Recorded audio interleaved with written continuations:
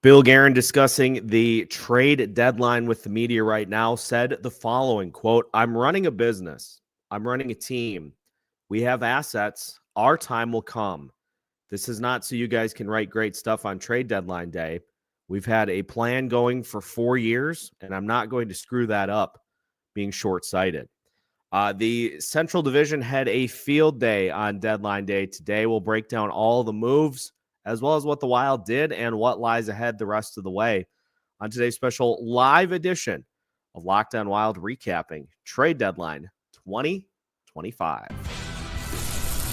Hey, this is Matt Boldy, and you're listening to Locked On Wild. You're Locked On Wild, your daily podcast on the Minnesota Wild, part of the Locked On Podcast Network, your team every day. What is happening, everybody? Welcome into another edition of Locked On Wild, your daily Minnesota Wild podcast, part of the Locked On Podcast Network. We are your team each and every day, and we thank you for making Locked On Wild your first listen each and every day.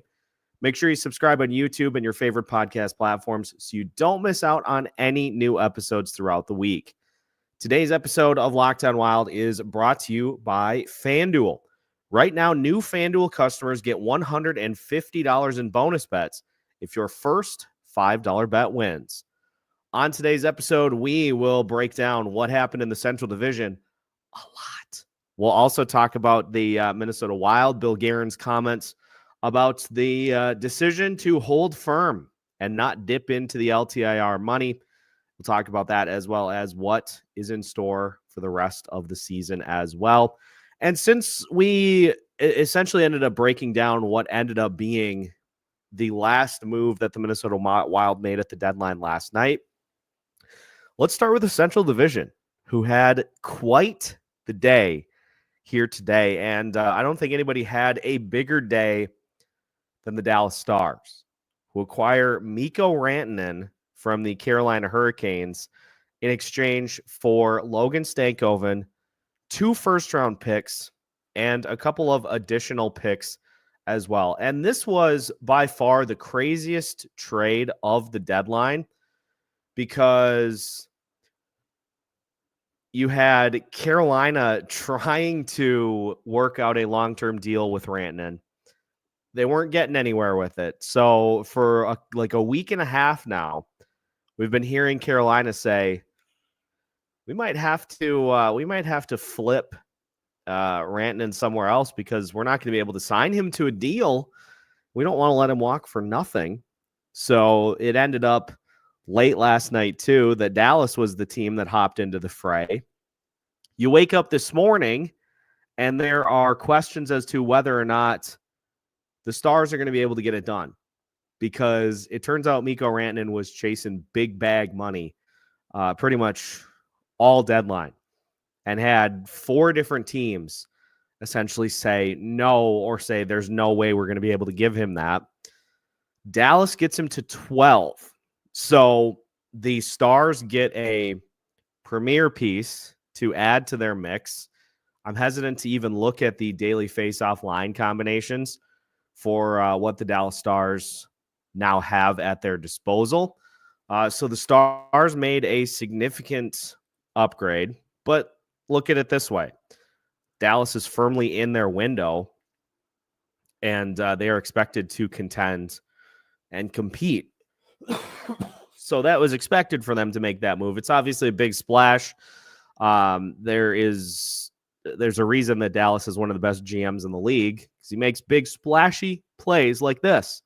And Rantanen now will join Rupe Hintz and Jason Robertson on the top line. It's disgusting. So gross. So you have Dallas doing that to kind of take the lead on the day. And you've got the Colorado Avalanche, who snagged Brock Nelson and Charlie Coyle. They end up sending Casey Middlestat back to Boston in exchange for Charlie Coyle. So Coyle, in the final year of his deal, adds some bottom 6 depth. Colorado gets their number 2 center in Brock Nelson to be able to add to their mix. So the Stars got a lot better. The Avalanche got better as well. Those two teams are in full chase mode, trying to chase down the Winnipeg Jets. The Jets made a couple of moves today as they acquired both Luke Schenn and Brandon Tanev. So for the Jets, it was more about adding some additional depth to their roster. They obviously have great top-end scoring. They have the world's best goalie in Connor Hellebuck. So they were looking to add a little bit more in terms of depth to their lineup as well. But, look at some of the prices that these fetched. So Winnipeg, for Schenn and Tanev, they gave up a 2026 second-round pick, a 2027 second-round pick, and a 2027 fourth-round pick. So for Tanev, he's going to play a bottom six role for them. And for Schenn, he'll work in, as I would imagine, second or third pairing defenseman.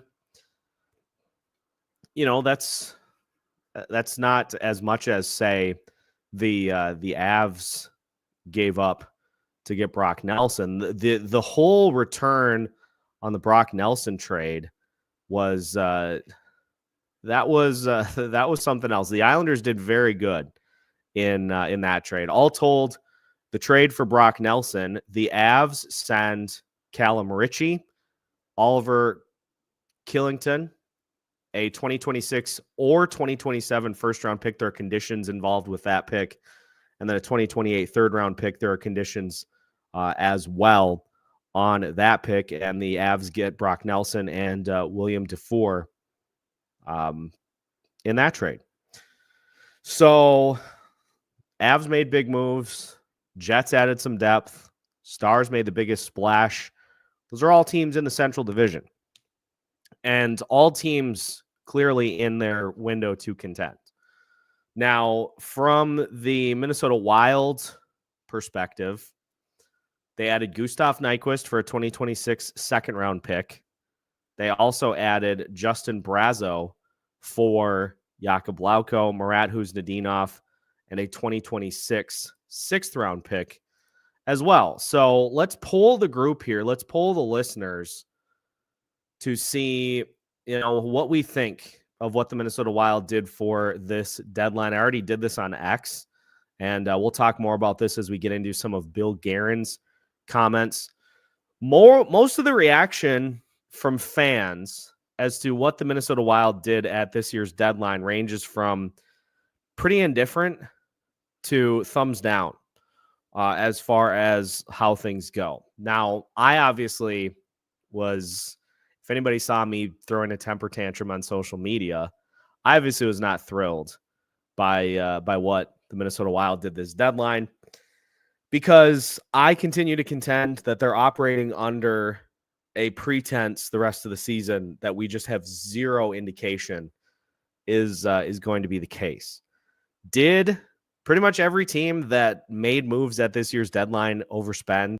This was a seller's market for sure. Moral of the story is that this is what happens when you are in your contention window, is that you end up utilizing prospects and picks to make moves. Minnesota Wild do not view themselves as in their contention window yet. However, it feels like a rare opportunity for the Minnesota Wild to use a rule that is pretty frequently maneuvered by other teams in the NHL. I'll explain after the break, but this is something that is, I think, my biggest point of contention with what the Wild did at the deadline. It just felt like they had the opportunity to extend, and they did not. So we'll talk about that as we continue. But anybody in the chat right now, leave your letter grade as to what the Wild did at the deadline. A, B, C, D, F. What do you think? We'll take some of your responses as we continue today's episode of Locked On Wild after this. Today's episode of Locked on Wild is brought to you by FanDuel. When the game tips off, the NBA action is just getting started, and there's no better place to get in on it than FanDuel, America's #1 sportsbook. With FanDuel, you can place live bets throughout the game, so even if you miss the opening tip-off or want to bet on a fourth quarter comeback, you can stay in the action.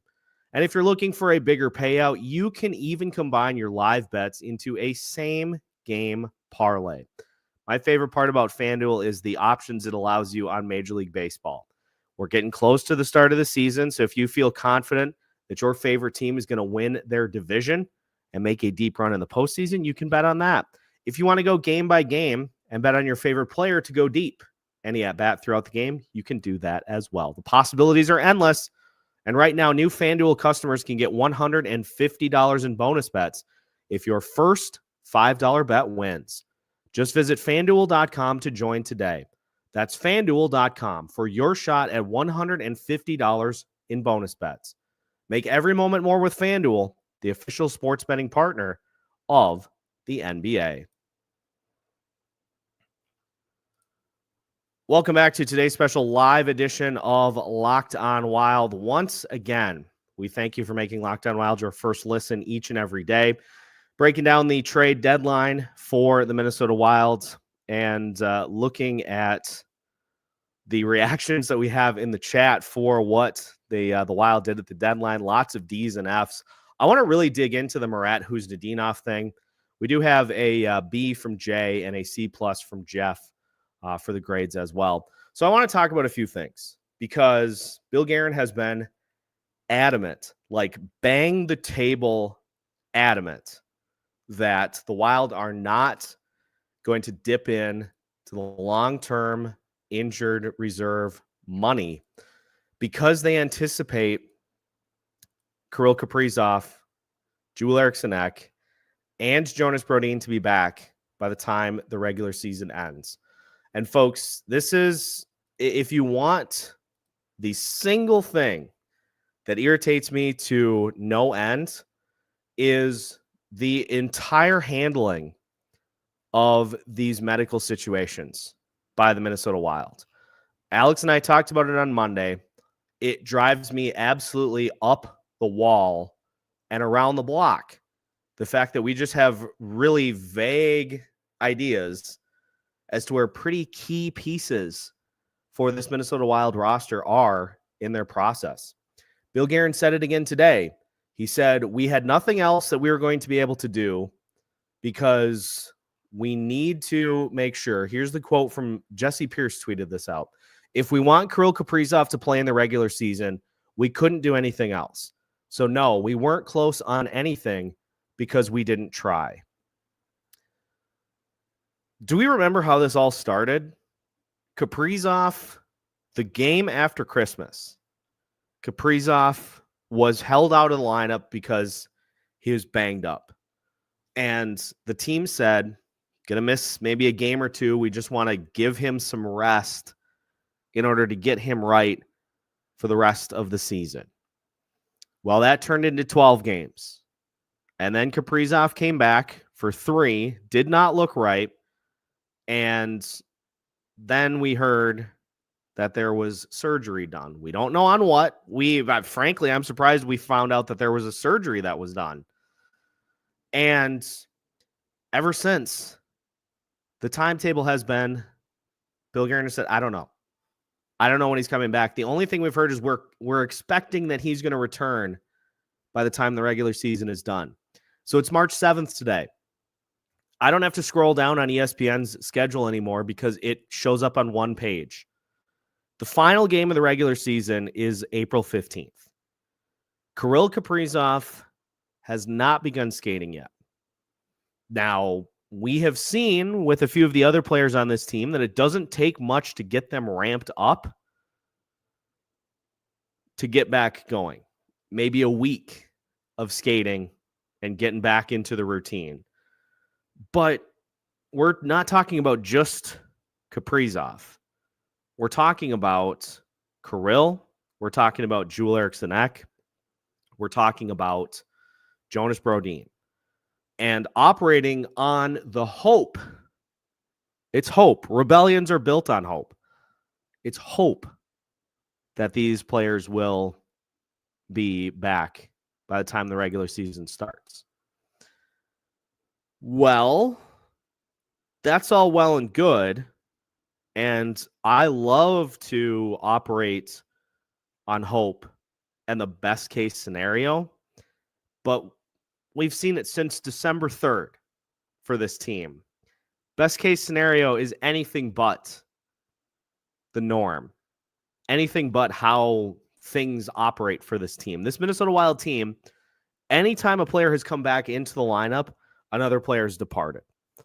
Ever since December 3rd. They have not been fully healthy since they led the league in points December 3rd. And so, yes, I can understand on one side of the coin, hey, we were playing some pretty darn good hockey when we were fully healthy.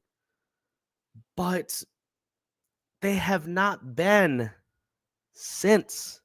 And we're not talking about a 2-week stretch. We're talking now about multiple months of a grueling regular season.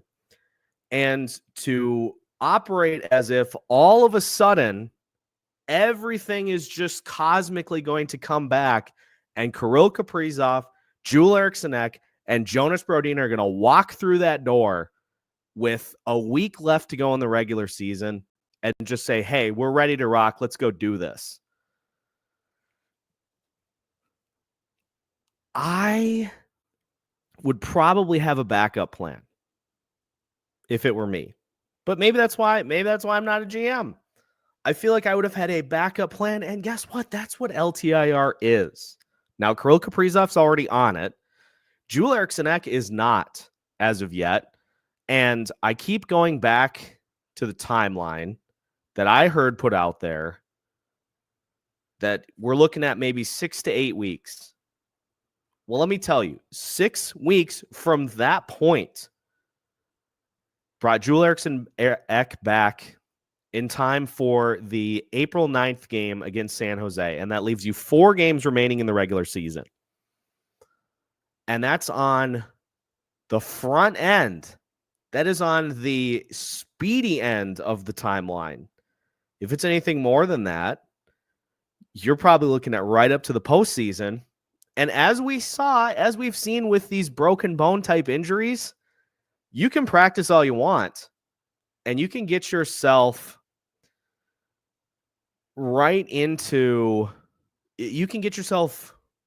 into game mode. But how did that work for Joel Eriksson Ek the last time that happened against Dallas? He hopped on the ice for a shift, had one awkward movement, and that was it. Because you can't simulate game situations no matter how many times. You just can't. And so this is why I'm frustrated, is because you see all these moves that Dallas is making. You see the moves that Colorado is making. I understand that they're in their window and the Wild are not.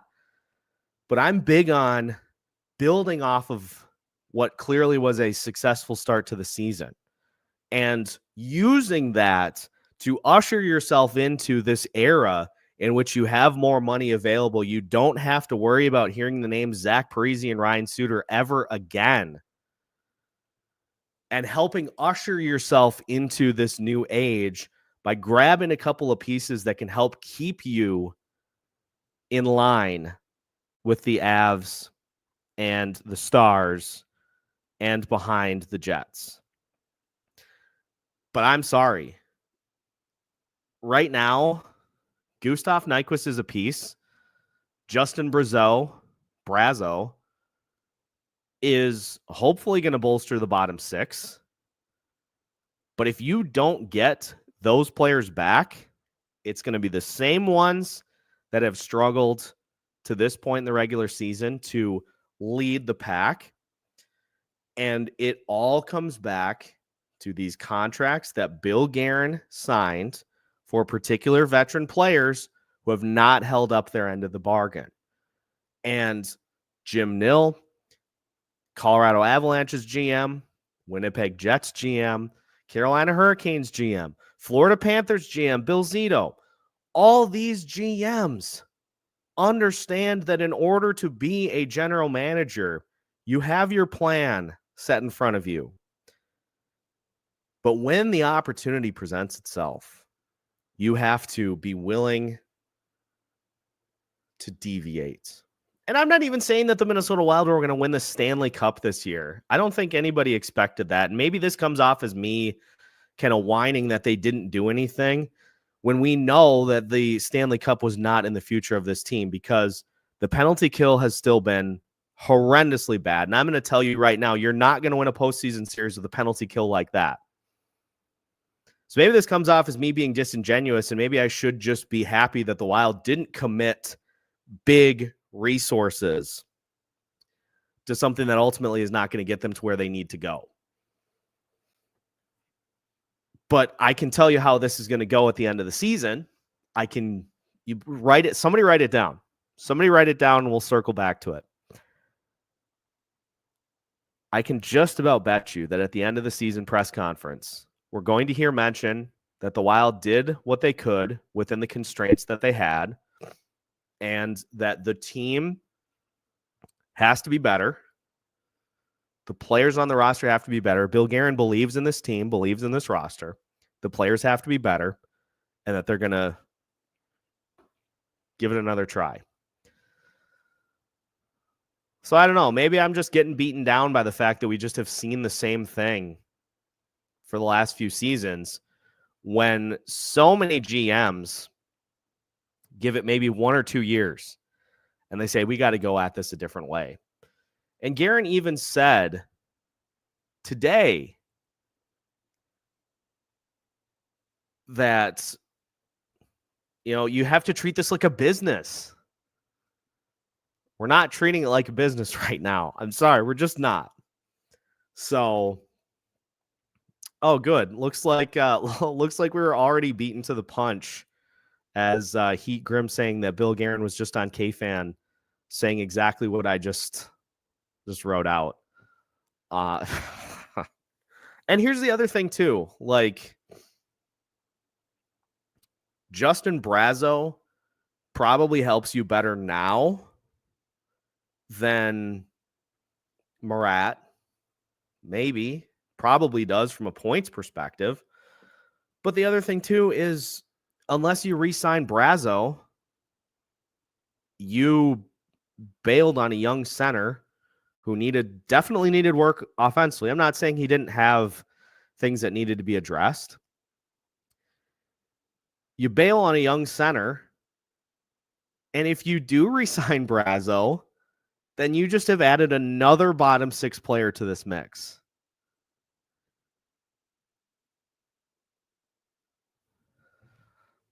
Are we in Groundhog Day? Like, am I just reliving the same season over and over and over and over again? I don't know. But I'm probably being unrealistic with what I'm asking, considering where this team is at. This team their window has not opened.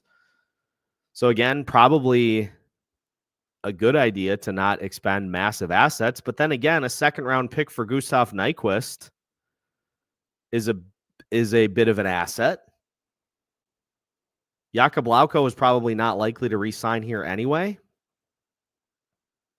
But I don't know. I'm getting going too far here. When we come back, let's take a look at what this means for the Wild down the stretch, down the rest of the season, with a little over a month to go. We'll talk about it as we finish out today's episode of Locked on Wild after this.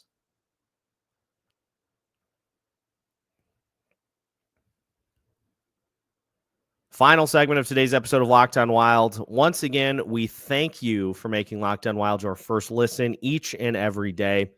Again, we got the game tonight against Vancouver. Not going to be able to postcast tonight. I do have more high school basketball going on, so no postcast tonight. But Alex and I will regroup, and we'll have the usual episode on Monday. And of course, we're going to have Denny's next show coming up on Sunday at noon. And I'm sure based off of what has gone down today and last night, I'm sure Denny will have plenty to say coming up on Sunday at noon. So make sure to join us right here on YouTube for Denny's latest live show, and plenty to discuss. So what does this mean for the Minnesota Wild right now? Well, you are right now in a deadlock with the Colorado Avalanche in terms of points. Now, the Avalanche have played one more game than the Minnesota Wild have, but you both have 76 points. You are 8 points behind the Dallas Stars. You are 14 points behind the Winnipeg Jets. And you are 6 points ahead of the Calgary Flames. I'm going to go out on a limb and say, based off of kind of how things are trending, the Colorado Avalanche are going to catch and pass the Wild. Now, it certainly could be that all the moves that the Avs made don't translate, and they end up continuing to kind of maneuver through the season like they have. But I don't know. Nathan McKinnon on a tear, Cale Makar on a tear. I'm gonna I guess go with the equity of the Avs to take that third spot in the Central. As far as the positioning goes, Winnipeg, Dallas, or Colorado, I mean, I think the Jets have put together enough of a season that I can stop trying to dismiss it as a fluke. That's a legit Jets team. There's a legitimate Winnipeg Jets team. They're going to be an absolute problem in the Western Conference. So I'm going to give them the benefit of the doubt and say that they finish the job. They win the Central. Dallas has the 8-point edge on the Wild and Colorado right now. So I think with Rantanen, I think they will certainly hold that number 2 spot. Do you feel like the Wild can hold off the Avs down the stretch in the final 20 games of the season? Well, here is one of the things that is a little concerning. The Minnesota Wild play 1, 2, 3, 4, 5, 6, 7, 8, 9, 10, 11, 12, 13 games at home the rest of the way. 13 of the 20. The Minnesota Wilds currently on home ice are 14, 13, and 1. And the teams that you play at home include Pittsburgh, should be a win, Colorado Avalanche, New York Giants, New York Rangers, St. Louis Blues, Los Angeles Kings, Seattle Kraken, Buffalo Sabres, Vegas Golden Knights, Washington Capitals, in the game in which it is widely expected that Alex Ovechkin will pass Wayne Gretzky, or at least catch him. You got the New Jersey Devils, you've got the Dallas Stars, San Jose, and Anaheim. So you do have some winnable games in there, for sure. And you then have a couple of tests against Dallas and Colorado. You also have road games against Vancouver tonight, Dallas on the road, New Jersey on the road, the Rangers and the Islanders, Calgary, and Vancouver once again. It's not a cakewalk schedule. So I guess what I'm saying is, in order for the Minnesota Wilds to hold off Colorado and win or get that third spot, this team is just they're going to have to figure some things out here down the stretch, including that friggin' penalty kill that just continues to be Civ Master General.